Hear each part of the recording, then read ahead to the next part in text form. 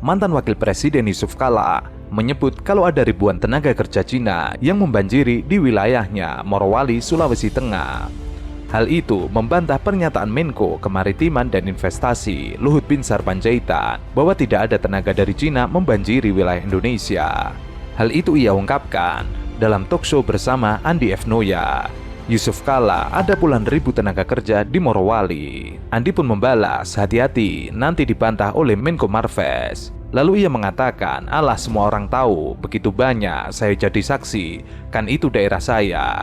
Yusuf Kala mengaku prihatin sebab tenaga kerja dari Cina bukanlah tenaga ahli, tapi tenaga rendahan. Ia mengatakan, prinsipnya kalau ada investor asing ada untung, pertama pajak, kedua tenaga kerja, kemudian alih atau transfer teknologi. Kalau yang kerja rendahan orang asing, buat apa investor asing? Banyak pengangguran di sini, bukan mendatangkan tenaga ahli. Hal lain yang Yusuf Kala sorot adalah jika jawaban dari pemerintah bahwa tenaga kerja Cina adalah tenaga ahli, maka dari segi jumlah tidak masuk akal. Paling tinggi kalau tenaga ahli itu 10 orang. Saya bikin proyek smelter, paling 3 orang, tidak ada tukang las, tidak ada tukang baja.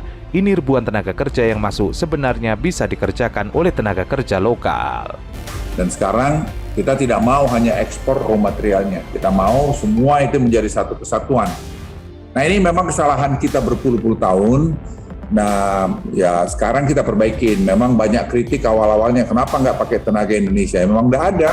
Sementara itu, Menko Bidang Kemaritiman dan Investasi Luhut Binsar Panjaitan tidak membantah. Ia mengungkapkan alasan dibalik keputusan untuk memperkerjakan tenaga kerja asing di proyek pembangunan, salah satunya Ibu Kota Nusantara. Ia menilai sumber daya manusia Indonesia belum memiliki kualitas sebaik pekerja asing. Bangsa kita memang nggak bisa, kualitasnya masih kadang miring-miring. Kalau Anda lihat bangunan, masih banyak kualitasnya kurang bagus, tidak rapi, kuat tapi masih belok-belok. Mengenai kritikan terhadap kebijakannya memperkerjakan tenaga asing, Luhut menyebut harus dilihat dari sisi positifnya, karena ini untuk kepentingan nasional. Sepanjang untuk kepentingan nasional, kita tidak perlu ragu-ragu, kita kadang-kadang ini munafik. Saya bilang pengawasan pembangunan ibu kota baru, kita hire orang-orang bule marah. Luhut menegaskan, pada akhirnya sumber daya manusia Indonesia nantinya akan mengganti tenaga asing tersebut, setelah memang menguasai keahlian yang dibutuhkan. Berapa lama? Mungkin 6 bulan, mungkin setahun. Kita pakai saja dulu TKA, nanti sambil jalan kita masukin orang tenaga kerja Indonesia yang bisa. Sebelumnya, Luhut melaporkan kepada DPR terkait program pembangunan IKN. Ia mengungkapkan, untuk pengawasan mega proyek ini, dirinya telah memutuskan untuk memperkerjakan tenaga asing. Dan hal itu telah diketahui oleh Presiden Jokowi. Keputusan itu diambil lantaran ingin kualitas pembangunan IKN tersebut menjadi bagus sampai dengan 17 Agustus 2024.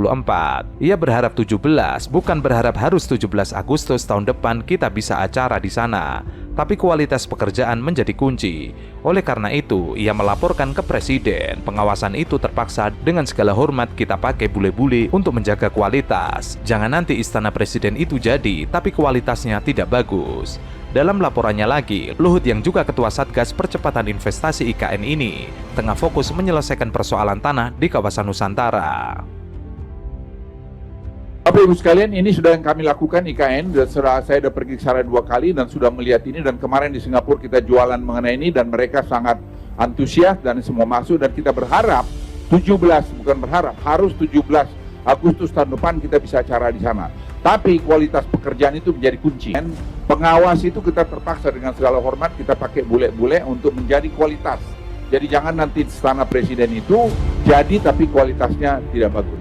Tidak bisa dipungkiri, mega proyek kereta cepat Jakarta-Bandung menggunakan tenaga kerja asing yang mayoritas dari China. Menariknya, ternyata ada posisi tukang las yang juga diisi oleh TKA Cina. Hal itu diungkapkan oleh Deputi Kependudukan dan Ketenagakerjaan Bappenas, Pungki Sumadi. Ia mengakui pada saat melakukan kunjungan kerja ke proyek kereta cepat Jakarta-Bandung menemukan tukang las yang merupakan TKA Cina. Itu awalnya agak membingungkan pada saat dirinya melihat misalnya tukang las untuk rel itu ternyata masih harus dari Tiongkok. Pihaknya awalnya kaget melihat hal itu, namun setelah berdiskusi ternyata ada alasan tertentu mengapa proyek kereta cepat Jakarta-Bandung harus menggunakan TKA Cina hanya untuk posisi tukang las. Ternyata rel yang ada itu adalah rel yang kualitasnya sangat tinggi. baik tingkat kepadatan maupun campuran besinya, dan itu belum mampu diproduksi oleh Krakatau Steel misalnya. Panjangnya pun satu batang sekitar 50 meter yang belum pernah bisa dibuat oleh Indonesia. Dengan kualitas rel yang sangat tinggi, dibutuhkan teknik pengelasan dan alat las yang juga berkualitas tinggi. Itulah yang menjadi alasan mengapa tukang las di proyek kereta cepat Jakarta-Bandung menggunakan TKA Cina. Itu membutuhkan teknik pengelasan dan alat-alat yang berkualitas tinggi yang memang belum dimiliki Indonesia. Hal-hal seperti ini yang sebetulnya menjadi contoh mengapa Indonesia masih membutuhkan kadang-kadang tenaga ahli yang walaupun sifatnya amat teknis. Tetapi Indonesia belum memiliki kapasitas itu. Sebelumnya diberitakan, Direktur Utama KCIC, Duyana Slamet menjelaskan, memang di awal pengerjaan penggunaan TKA lebih banyak, sebab proyek ini disebut memiliki tingkat kesulitan yang tinggi. Namun, seiring berjalannya waktu, saat ini rasio TKA dengan tenaga kerja lokal yang tadinya 1:4 menjadi 1:7, terdiri dari TKA sebanyak 2.010 orang dan tenaga kerja lokal sebanyak 13.477 orang dengan total pekerja 15.487 orang. Tidak sampai situ. Tertentu. Ini kan proyek baru yang pertama kali dikerjakan di Indonesia. Meskipun itu pekerjaan lapangan, tapi itu membutuhkan keahlian tertentu. Ini adalah proyek baru. Kereta cepat ini belum pernah dilakukan. Dan mudah-mudahan proyek ini berjalan sesuai dengan harapan kita semua, dikontrol betul oleh pemerintah Cina maupun pemerintah Indonesia. Insya Allah tahun 2002 bisa dioperasikan.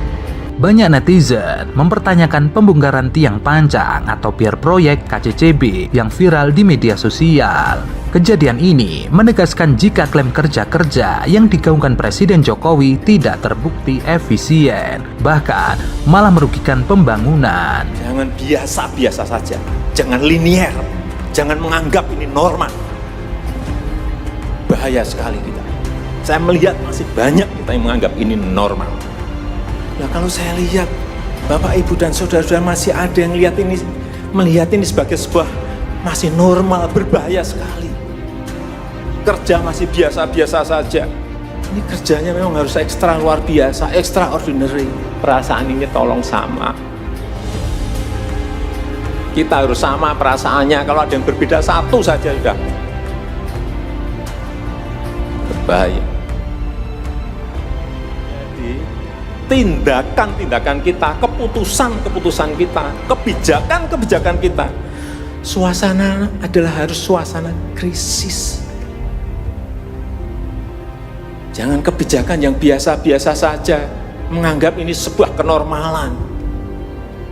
Apa-apaan ini? Mestinya suasana itu ada semuanya. Jangan memakai hal-hal yang standar pada suasana krisis. Manajemen krisis sudah berbeda semuanya mestinya. Kalau perlu kebijakan perpu, ya perpu saya keluarkan. Kalau perlu perpres saya keluarkan. Kalau saudara-saudara punya peraturan menteri keuangan, keluarkan untuk menangani negara, tanggung jawab kita kepada 267 juta rakyat kita. Saya lihat masih banyak kita ini yang seperti biasa-biasa saja. Saya jengkelnya di situ. Ini apa nggak punya perasaan? Suasana krisis. Selain itu, aksi turun ke jalan yang kerap dilakukan Presiden Jokowi untuk meninjau pembangunan juga seakan terciderai dengan insiden pembongkaran pier KCCB yang terjadi di Karawang, Jawa Barat itu. Klarifikasi pihak PT Kereta Cepat Indo-Cina yang menyebutkan pembongkaran dilakukan lantaran pier yang dipasang tidak sesuai koordinat semakin membuktikan bahwa pembangunan tanpa perencanaan yang baik ada kesan menihilkan kajian yang presisi. Ini akan semakin menunjukkan kepercayaan publik kepada proyek KCIC yang memang sejauh ini banyak dikritik. Itu kami langsung menginstruksikan kontraktor untuk melakukan rework dengan membongkar dan membangun kembali sesuai dengan standar dan spesifikasi teknis yang sudah kita tetapkan. Sehingga tiang penyangga ini memang sengaja dirobohkan untuk keperluan pembangunan. Kan dirobohkan itu memang karena dari hasil pemeriksaan internal quality tim quality-nya KCIC dan didampingi konsultan kami, CDGO itu ditemukan adanya pergeseran alignment dari yang ditentukan, yang sudah ditentukan ya. Dan itu ditemukan ada 6 pier ya di D46 tersebut. Jadi yang roboh yang jatuh menimpa eskavator itu 1 ya. Ya, sampai saat ini kami terus berkoordinasi dengan kontraktor juga ya, dan didampingi oleh CDGO untuk melakukan pengawasan mengenai keamanan dan keselamatan kerja ya, itu sangat penting sekali. Kami lakukan itu memang selalu melakukan pengawasan secara berkala, baik di tingkat kontraktor, KCIC sendiri sampai CDGO kami selaku konsultan. Dan juga kami terus melakukan inspeksi, baik itu inspeksi alat atau inspeksi penerapan K3 di lokasi proyek. Insiden tersebut disesalkan banyak orang, seolah menganggap enteng anggaran negara yang telah digelontorkan untuk pembangunan KCIB. Banyak terjadi pembekakan anggaran, perubahan sumber anggaran hingga urgensi proyek secara umum.